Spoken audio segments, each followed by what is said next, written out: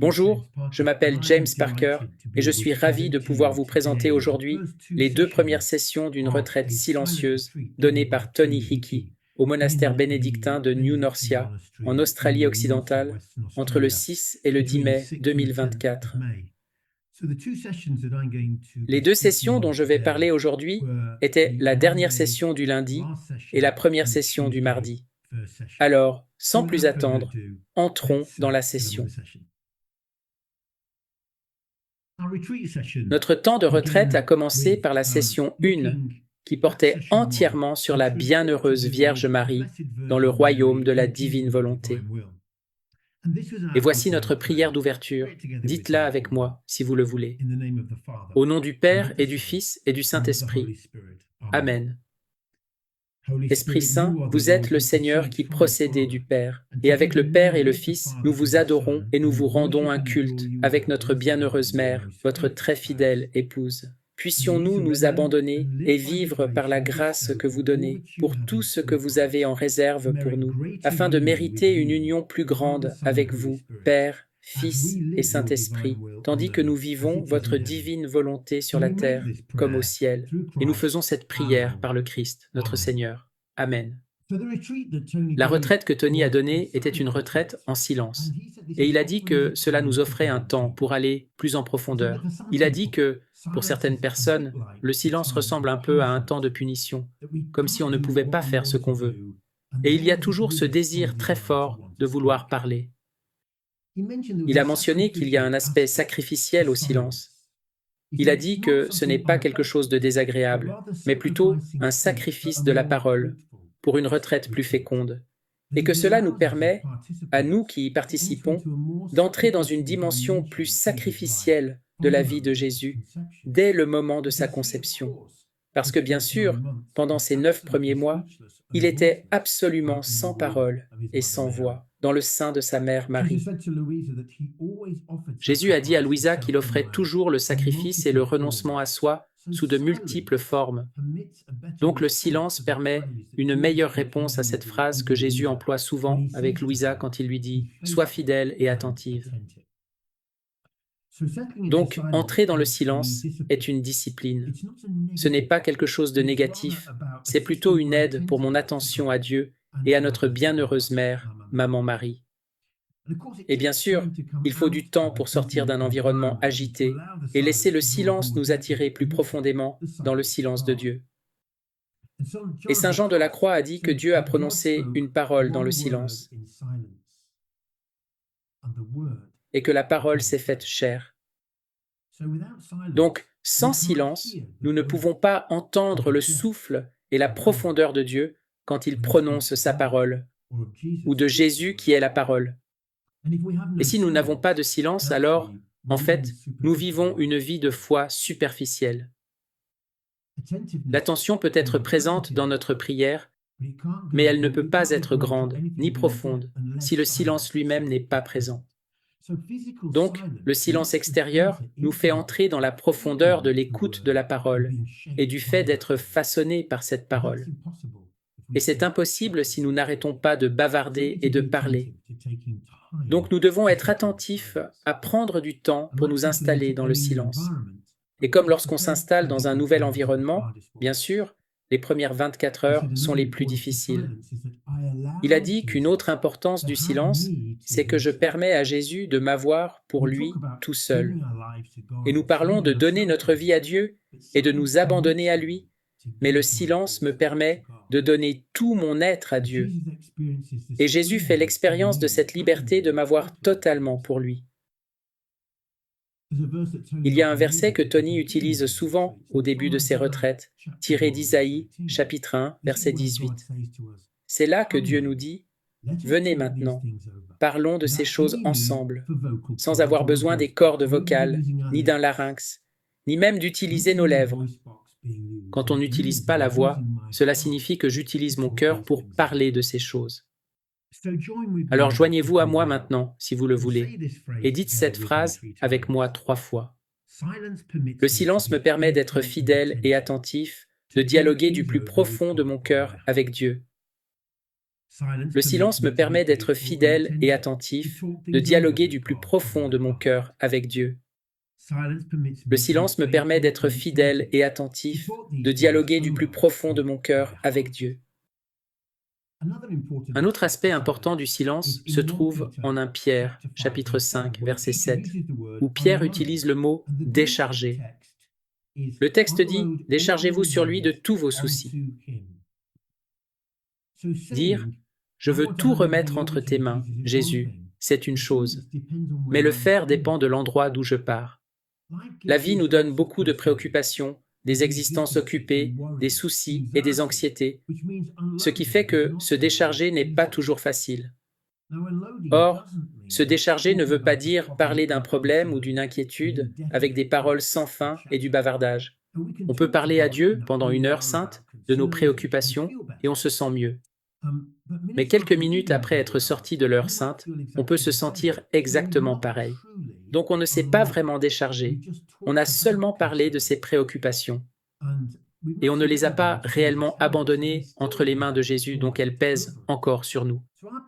Donc notre tâche principale, c'est de laisser ces choses à Jésus et de ne pas y revenir. Alors, pour faire cela, imaginez un tabernacle devant vous et imaginez la personne ou la situation ou l'aspect de votre vie. Imaginez que vous l'emballez, que vous le déposez à côté du tabernacle, que vous le laissez là et que vous vous éloignez simplement en partant. Ne parlez pas à Jésus en disant « je te les remets », mais simplement déchargez-vous-en dans un acte d'abandon.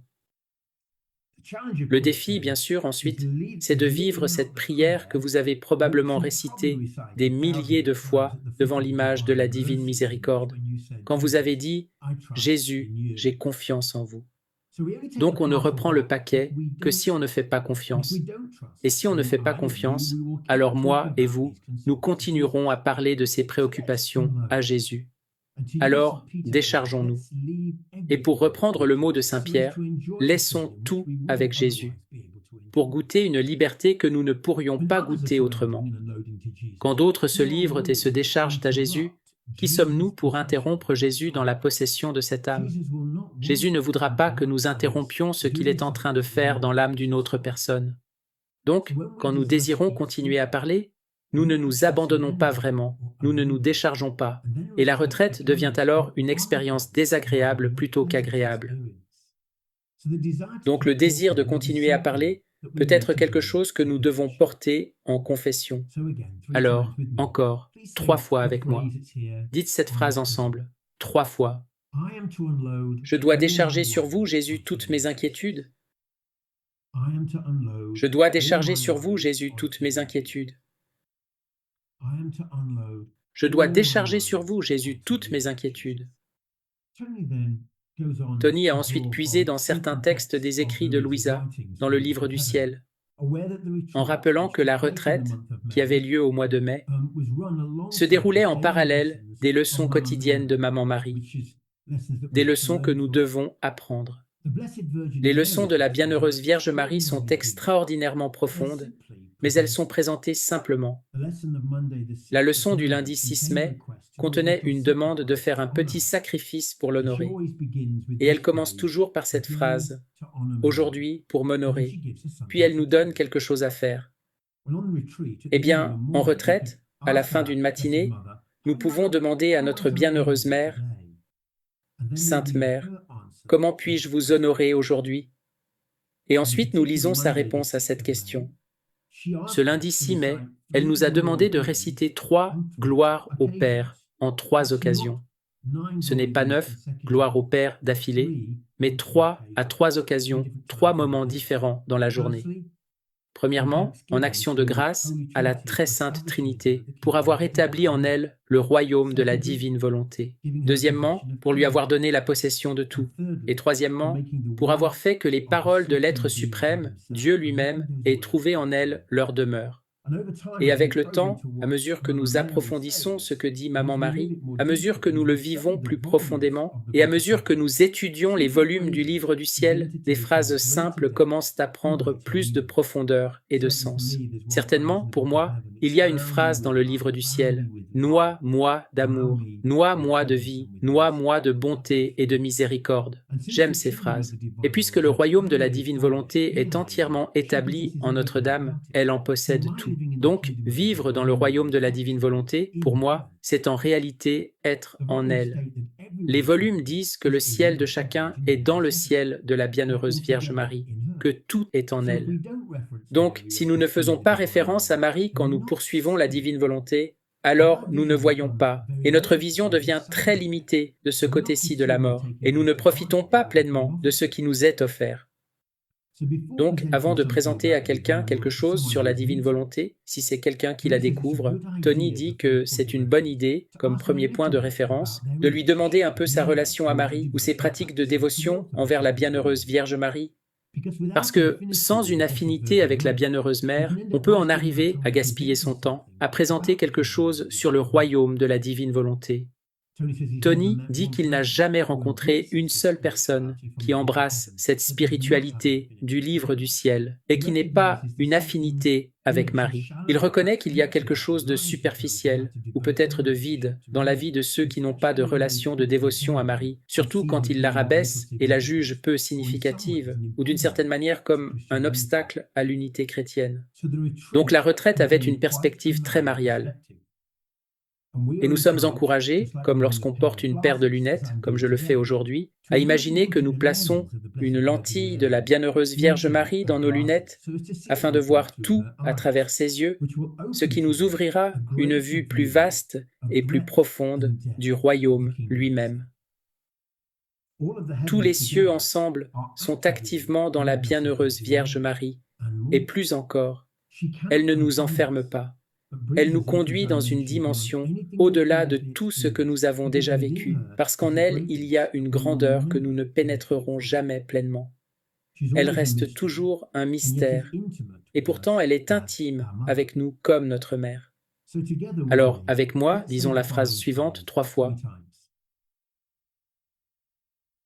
Je choisis de tout voir à travers les yeux de Maman Marie. Je choisis de tout voir à travers les yeux de Maman Marie. Je choisis de tout voir à travers les yeux de Maman Marie. Tony est ensuite passé à une citation du volume 34 du 10 février 1937 et il a commencé par ce qu'il a appelé un paragraphe A, en divisant le texte en différents paragraphes à partir de cette date.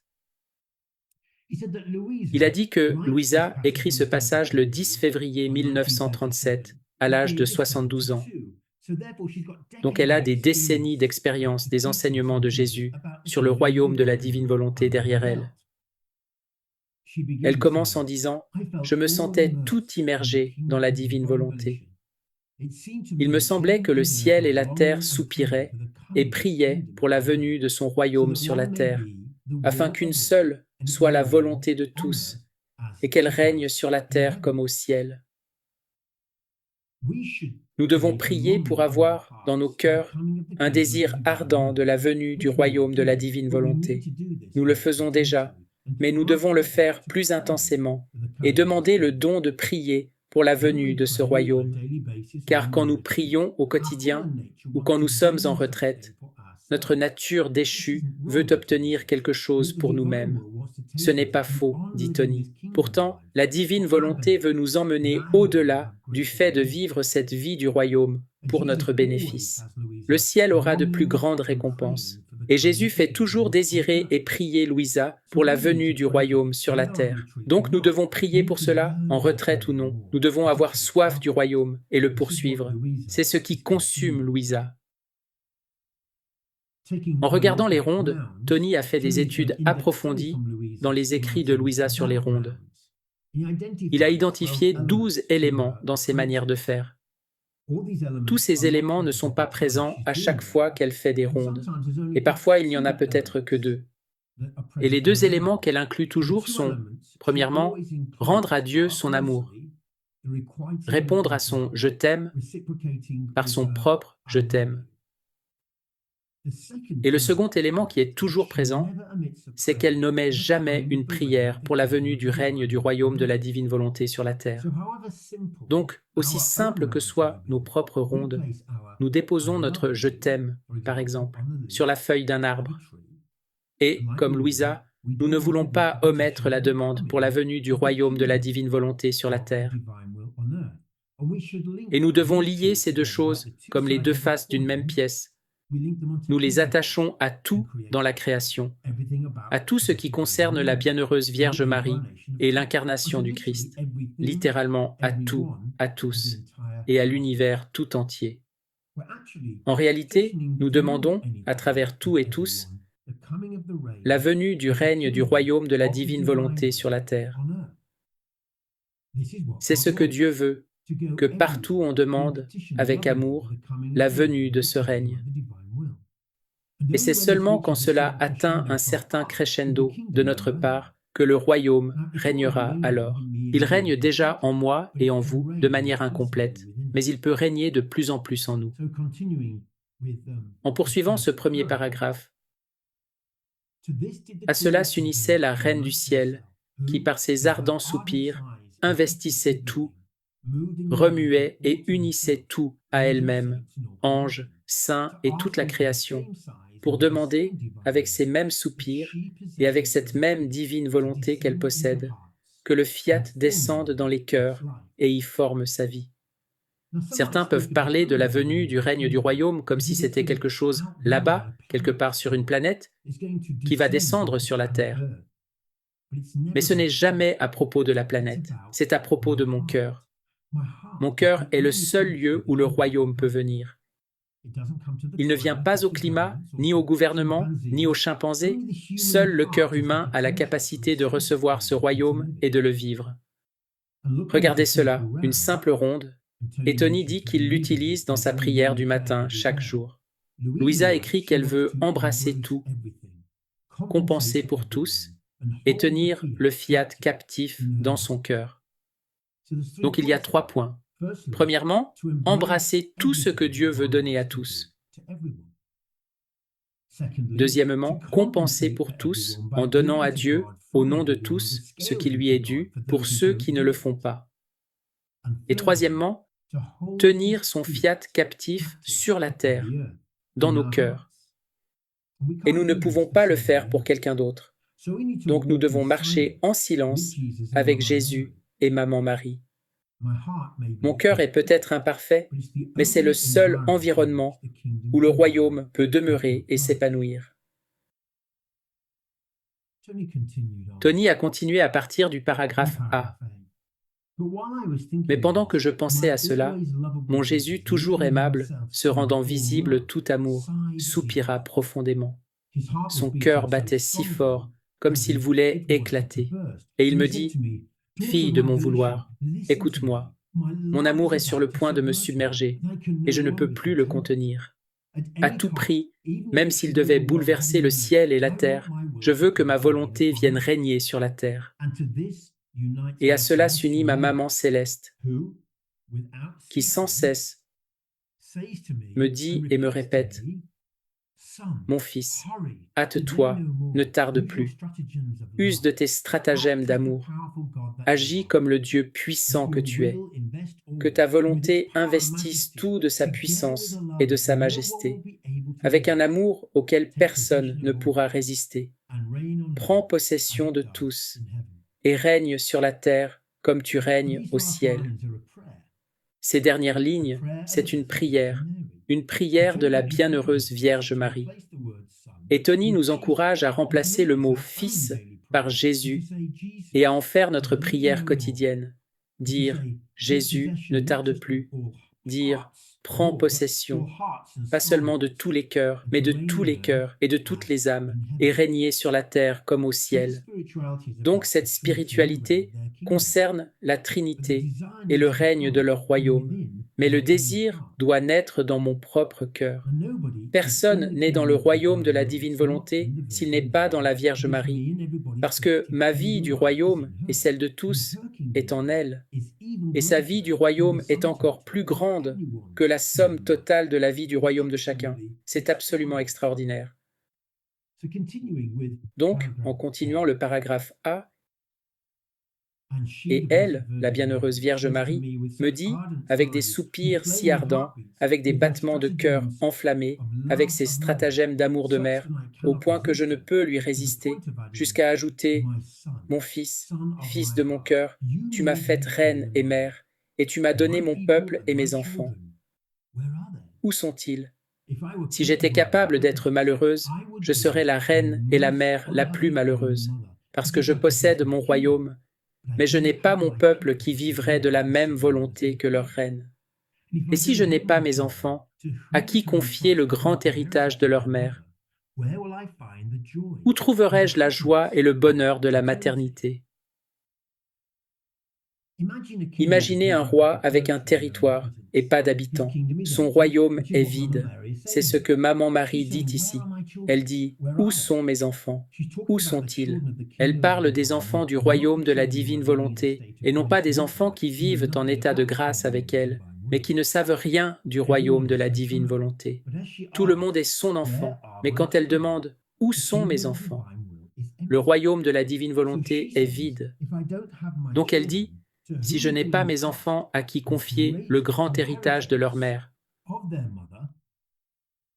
avons-nous considéré que le royaume de la divine volonté est l'héritage de notre bienheureuse mère ? Elle a hérité du royaume de la divine volonté de tous et de tous les cœurs qui vivront cette vie du royaume. Nous, ses enfants, nous sommes son grand héritage. » Et elle conclut « Donc, que ton fiat règne. Alors ta maman sera heureuse, et j'aurai mon peuple et mes enfants qui vivront avec moi, de la même volonté que leur mère. » Cette notion de royaume vide a été exprimée dans une prière de Louisa à la Reine Céleste au mois de mai, où elle a dit « Sainte Mère, vous qui êtes la reine de ce royaume, admettez-moi à y vivre comme votre enfant, afin qu'il ne soit plus désert, mais peuplé de vos enfants.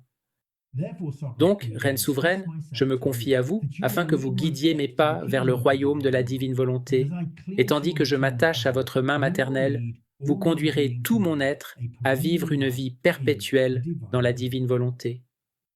Donc ce royaume désert et inhabité devient peu à peu peuplé, d'abord par Louisa, petite fille du royaume de la divine volonté, puis par tous ceux qui portent cette spiritualité dans leur cœur venant de notre bienheureuse mère. Donc tout est en elle. Alors, en résumé de cette première session, disons ensemble 3 fois la phrase suivante.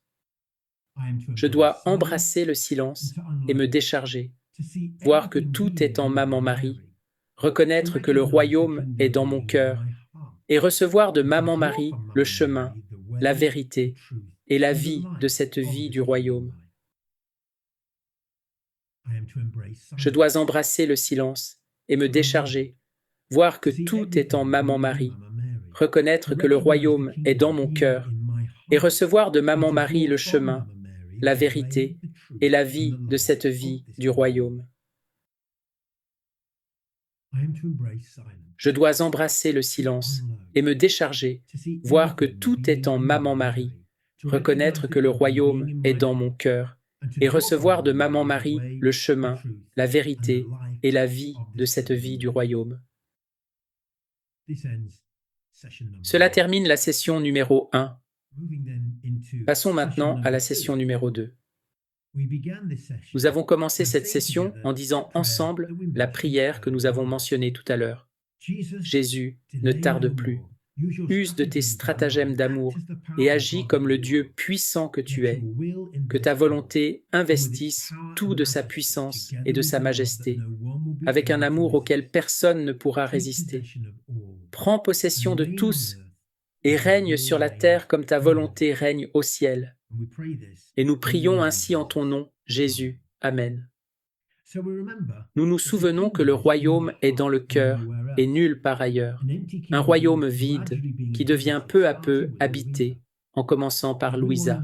Tous au ciel possèdent la divine volonté, car on ne peut pas être au ciel sans ce don. Cependant, le fonctionnement de ce don au ciel diffère, sur certains points, de ceux qui possèdent le don sur la terre. Mais quel que soit le lieu où se trouve l'âme, la source du royaume de la divine volonté, c'est Dieu. Et celle qui est chargée de distribuer ce don, c'est la bienheureuse Vierge Marie. Nous ne pouvons recevoir ce don que par elle. Donc Notre-Dame est, silencieusement, celle qui opère. Tout passe par elle. Elle est la médiatrice de toutes les grâces, et elle est la médiatrice de ce don, son grand héritage, accordé à ceux qui le désirent, et qui, bien sûr, sont en état de grâce. Nous avons donc commencé la session 2 en regardant le paragraphe B du 10 février 1937 du volume 34.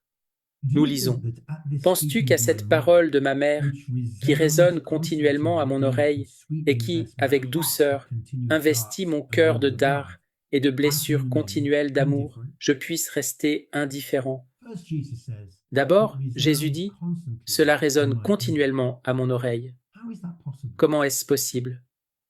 Au ciel, Notre-Dame supplie et demande uniquement le règne du royaume de la divine volonté. La dimension dans laquelle la Vierge Marie possède tout, comme l'a indiqué Thomas d'Aquin, est simultanée, sans interruption, et chaque acte de la divine volonté est infini, parfait et éternel. Donc chaque soupir de Maman Marie et chacune de ses demandes pour que ce royaume soit accompli par les opérations de la divine volonté, tout cela est infiniment, parfaitement et éternellement ordonné. Et cela demeure continuellement lié dans le fiat de Jésus. Deuxièmement, Jésus emploie les mots « investis mon cœur avec douceur ». Ceux qui sont au ciel opèrent tous dans l'amour et la gloire de la divine volonté, en aimant et en glorifiant le cœur divin. Mais ici, sur la terre, nous pouvons accéder au cœur blessé de Jésus. Alors regardons ensemble le schéma que Tony nous a transmis, qui est son propre résumé de pratiquement tout ce qui concerne le don de la divine volonté. Et nous travaillons du centre vers l'extérieur. Au centre se trouve le Sacré-Cœur de Jésus, entouré d'épines, de flammes, et d'une croix au sommet de la flamme. C'est bien sûr une image traditionnelle associée au Sacré-Cœur. Ce schéma tente de condenser les 36 volumes du Livre du ciel, les heures de la Passion et tous les autres écrits de Louisa. Les écrits autour du cœur, en bleu, commencent à gauche. Ils disent que le don de vivre dans la divine volonté, c'est donner à Dieu tout ce qui est dû à Dieu, à l'échelle due à Dieu, au nom de tous.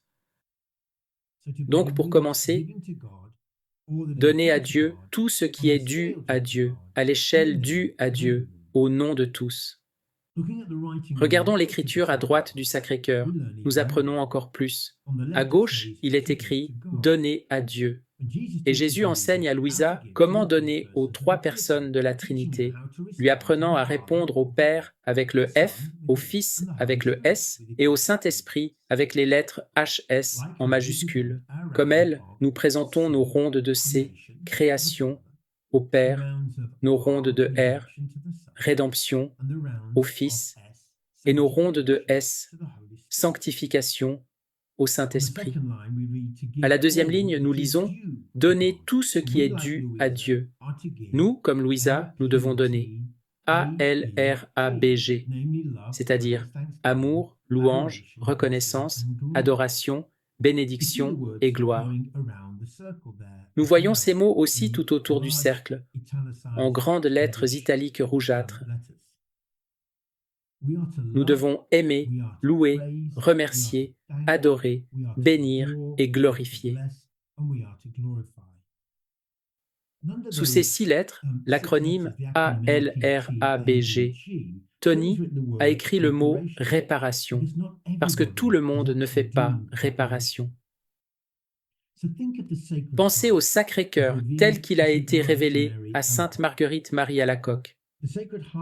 Le Sacré-Cœur avec une couronne d'épines, le feu ou les flammes d'amour et la croix au-dessus. Au ciel, personne ne peut faire réparation, c'est-à-dire essayer de réparer ce qui est brisé ou endommagé. C'est cela, la réparation. Même Jésus ne peut pas faire réparation au ciel. Qu'est-ce qui est brisé ou endommagé, ou ce que nous pouvons appeler blessé? C'est le Sacré-Cœur. Et Jésus nous demande de prendre soin de son Sacré-Cœur blessé. Il a enseigné à Sainte Marguerite Marie des manières d'aborder la réparation au Sacré-Cœur, mais elle ne pouvait pas le faire à une échelle parfaite, simplement parce que le don de la divine volonté n'avait pas été donné à ce moment-là. Nous n'évitons pas la méthode que Jésus a révélée à Sainte Marguerite Marie, mais ce que nous faisons, c'est que nous faisons réparation en utilisant cette méthode avec le don de la divine volonté. À la troisième ligne, à gauche, nous lisons « à l'échelle due à Dieu ». Et cette échelle, c'est IPE, infini, parfait et éternel. Ces trois termes décrivent théologiquement qui est Dieu, infini, parfait et éternel. Le cœur divin blessé est un cœur infini, parfait et éternel. Donc l'échelle de la réparation doit être infinie, parfaite et éternelle, accomplie par l'amour infini, parfait et éternel de Dieu, par la parole faite chair. À la quatrième ligne, Jésus a fait réparation au nom de tous. Et dans l'Ancien Testament, il est dit que Jésus prend sur lui la mort de tous. Et l'Église enseigne que la passion, la mort et la résurrection du Christ dans le temps, et tous les effets de sa passion, de sa mort et de sa résurrection, transcendent tout le temps, depuis Adam, jusqu'à la dernière génération qui vivra sur la terre. Et cela profite non seulement à toute l'humanité, mais aussi à toute la création, le cosmos, tout le monde angélique, y compris ces anges déchus que nous appelons maintenant des démons.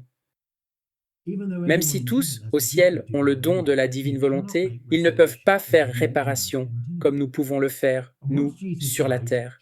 Et une fois que Jésus meurt, il ne peut plus faire réparation. Toute réparation est accomplie durant sa vie terrestre.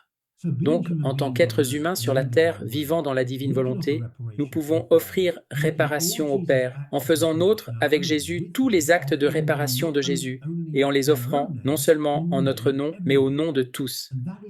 Et c'est ainsi que Jésus a vécu. La bienheureuse Vierge Marie a aussi fait cela, parce qu'elle a vécu cette vie dans la divine volonté, opérant au nom de tous ses enfants, comme reine et propriétaire de tous les actes que Jésus a accomplis sur la terre. Et les volumes nous disent qu'elle accompagne Jésus dans toutes ses réparations.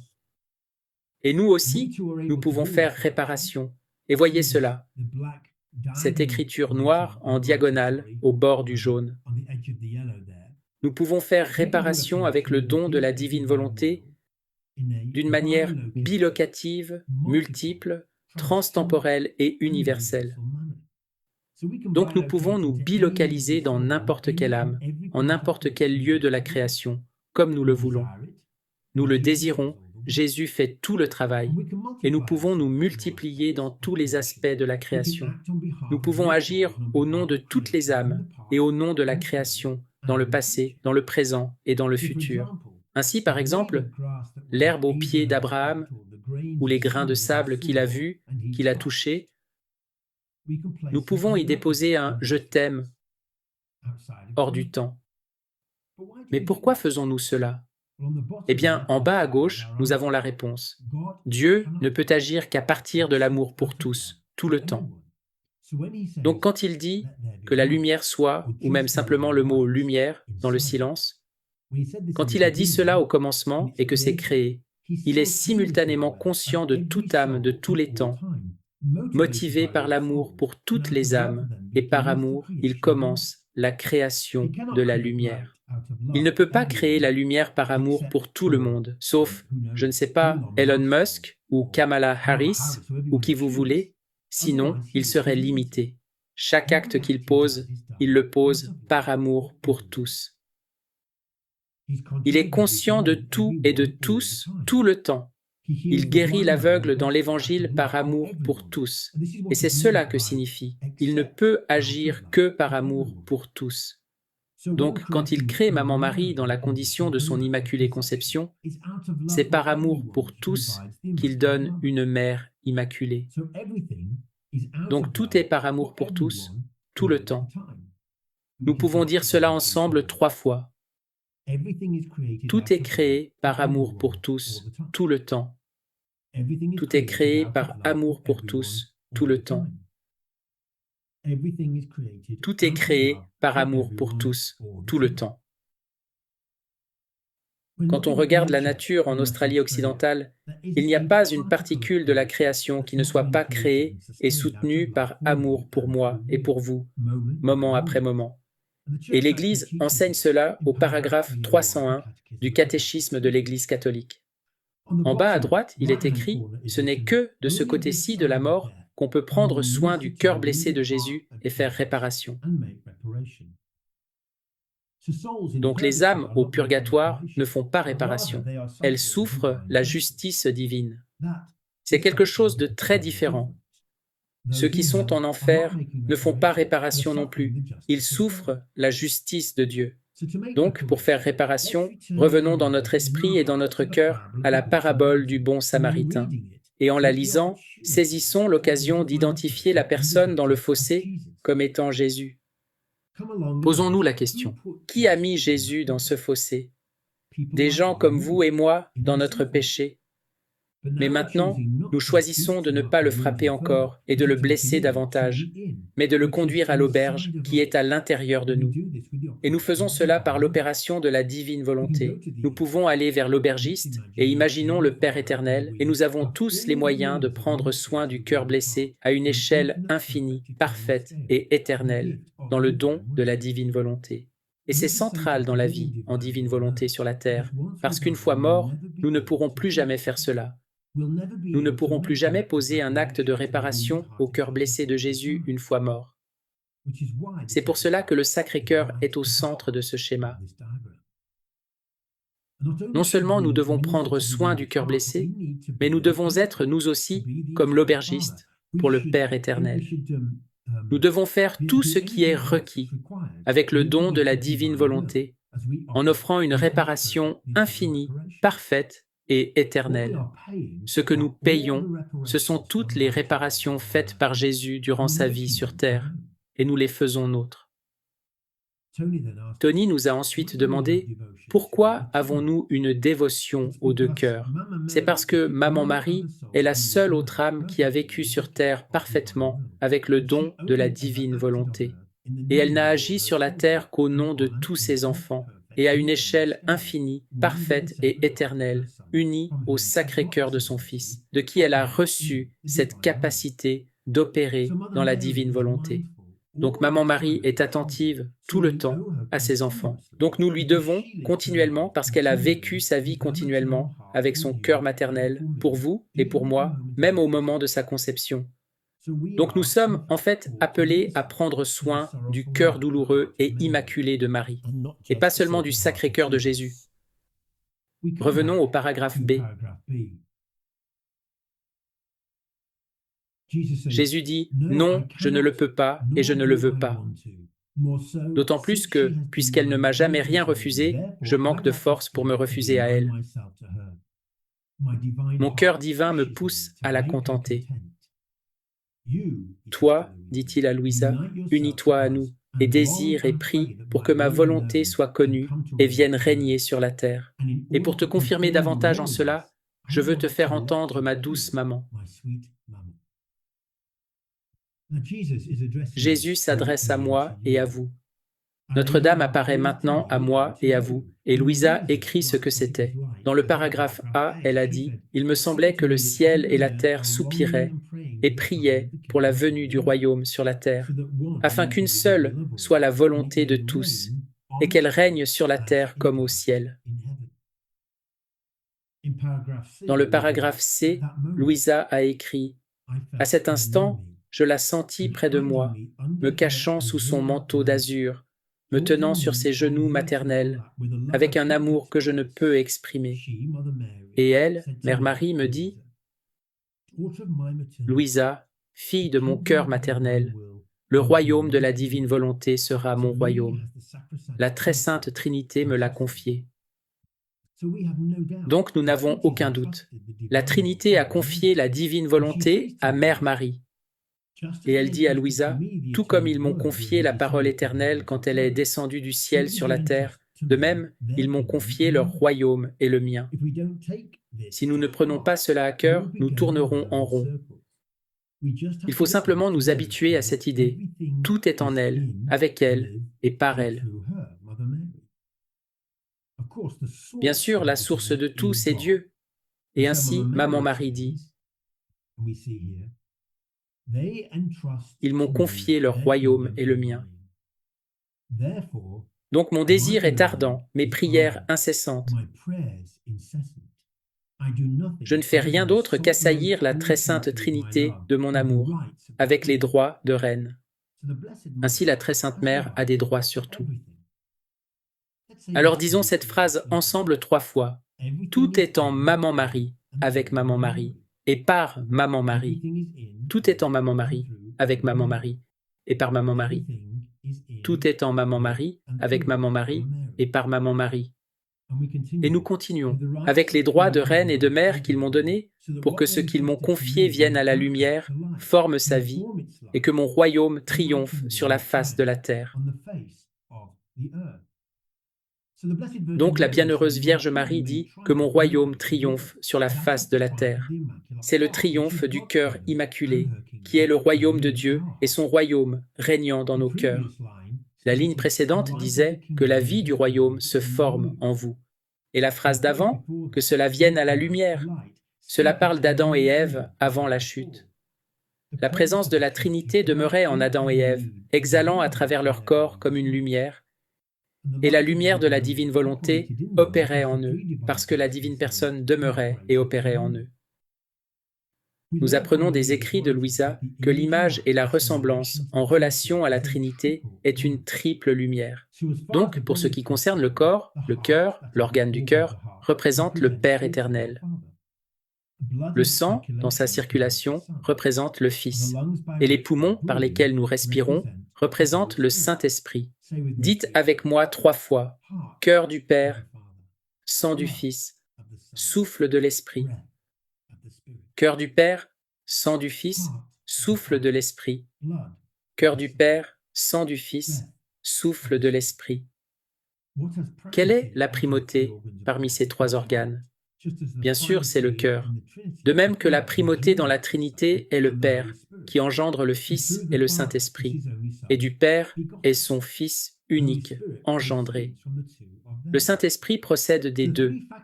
Les 3 facultés de l'âme représentent aussi la Trinité.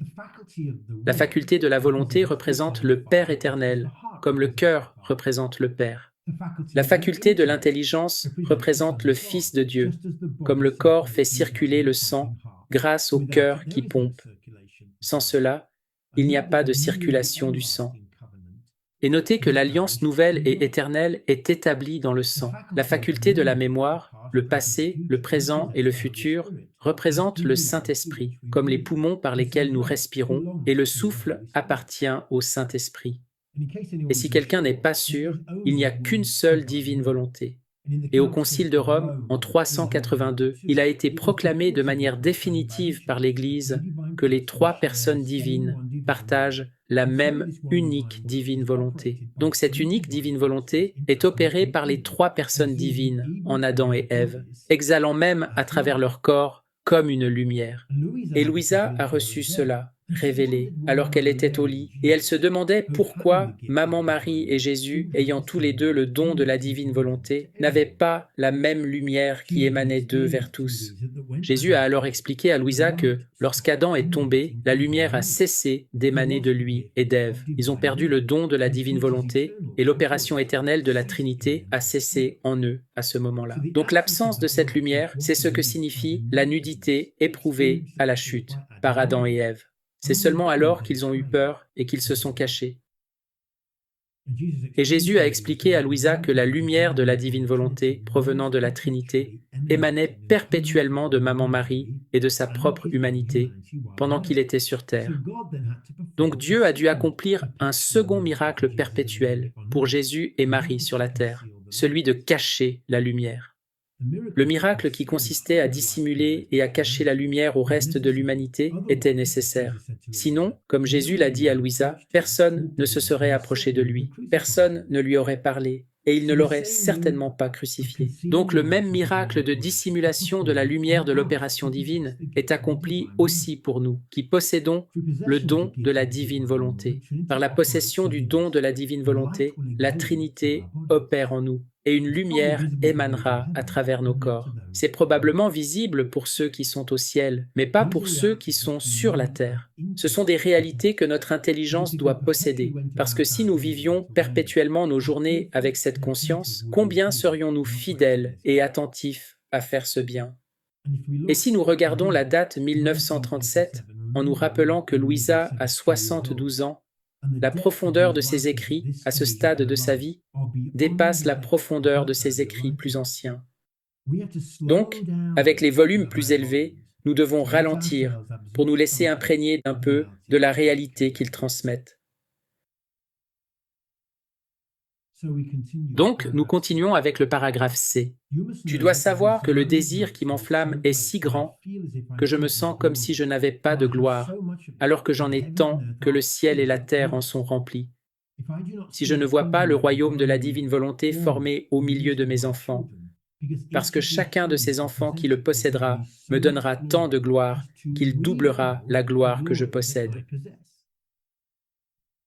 Donc, nous doublons la gloire de Maman Marie quand nous vivons ce don de la divine volonté sur la terre. En continuant à partir du milieu de cette diapositive, ainsi me voyant privé de cela, je me sens comme si je n'avais pas la gloire de reine et l'amour de mère de mes enfants. Et c'est pourquoi, dans mon cœur, je les appelle constamment et je répète sans cesse « Mes enfants, venez à votre maman, aimez-moi comme votre mère, comme moi je vous aime comme mes enfants. Si vous ne vivez pas de cette même volonté dans laquelle j'ai vécu, vous ne pouvez pas me donner l'amour de vrais enfants, et vous ne pouvez pas non plus connaître l'étendue de mon amour pour vous. » Donc Mère Marie parle d'un royaume désert, pas encore peuplé, mais qui va être peuplé par moi, par vous et par d'autres. Mes enfants, venez à votre maman. Aimez-moi comme votre mère, comme moi je vous aime comme mes enfants. Si vous ne vivez pas de cette même volonté dans laquelle j'ai vécu, vous ne pouvez pas me donner l'amour de vrais enfants, et vous ne pouvez pas non plus connaître l'étendue de mon amour pour vous.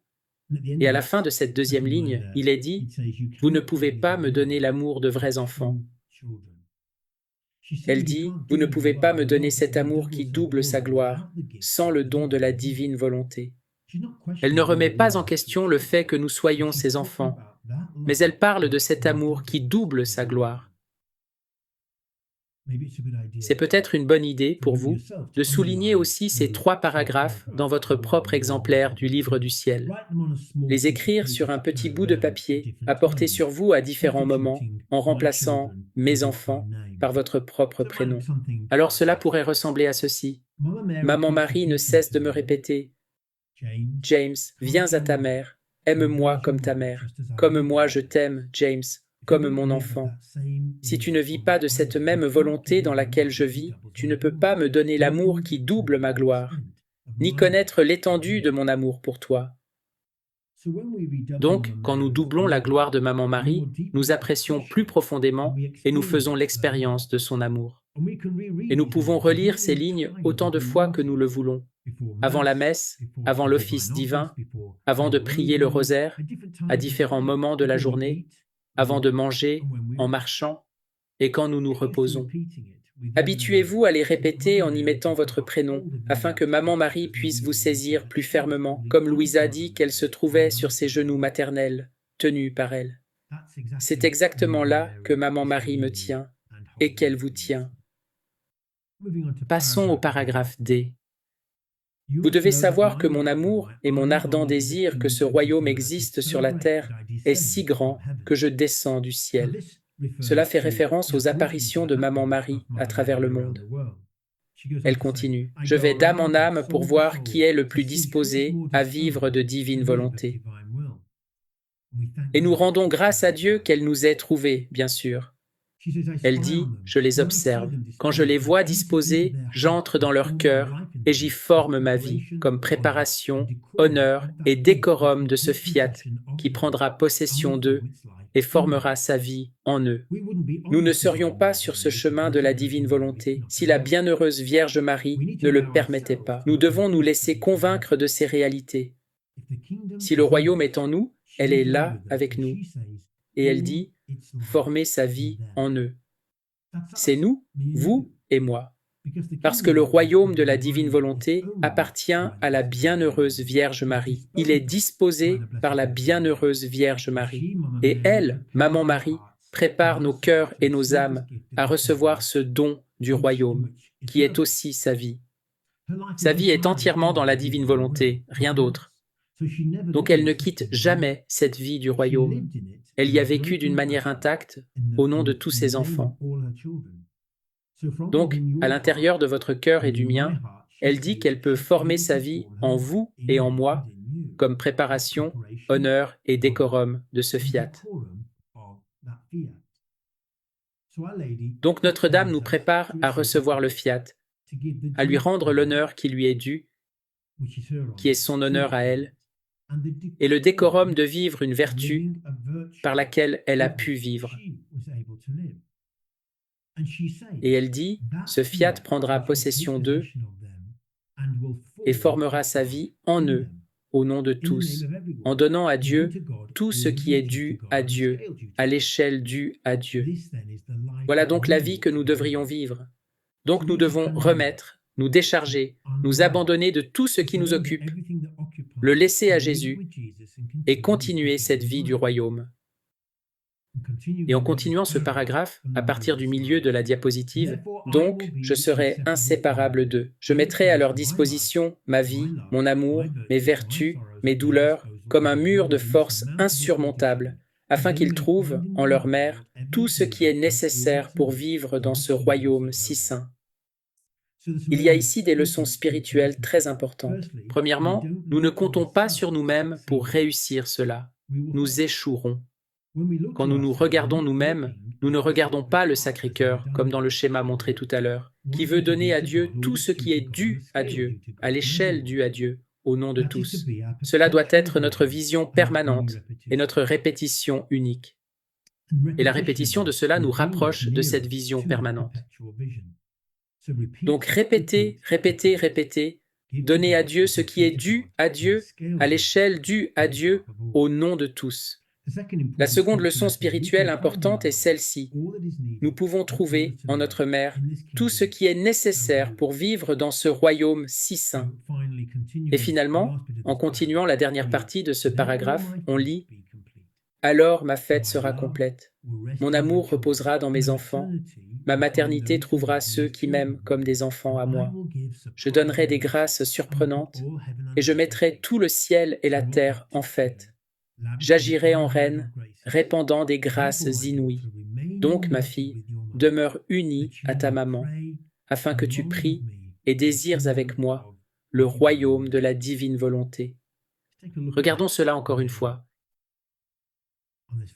Il est important que nous relisions souvent ce qui suit, en y mettant votre prénom.